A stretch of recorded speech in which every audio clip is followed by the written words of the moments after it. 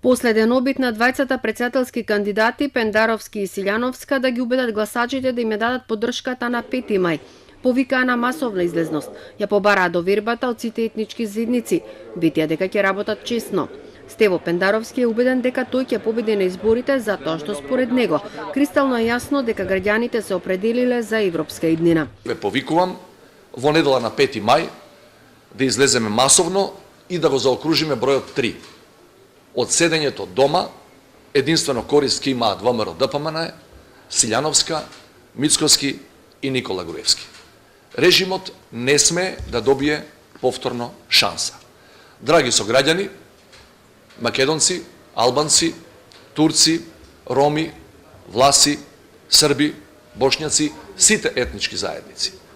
Нам ли треба општество кое ќе гарантира еднакви права на сите, а не поделби и дискриминација. Ни треба вистинска правда, а не партиски привилегии. И Гордана Силјановска-Давкова е оптимист дека таа ќе биде новиот претседател на државата. Таа е шансата за пораст на неправдите и победа на правдата. Да се избориме за сигурност, развој и интегрирана држава, порача Силјановска. Очекувам во недела граѓаните масовно да излезат. Очекувам да го продолжат она што го направија во првиот изборен круг, да се зголеми поддршката за мене. Зошто?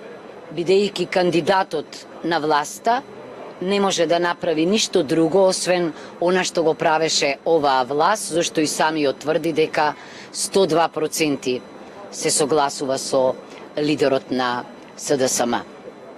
Очекувам да се соберат околу членството на ВМРО ДПМН, кое ме поддржа на конвенцијата.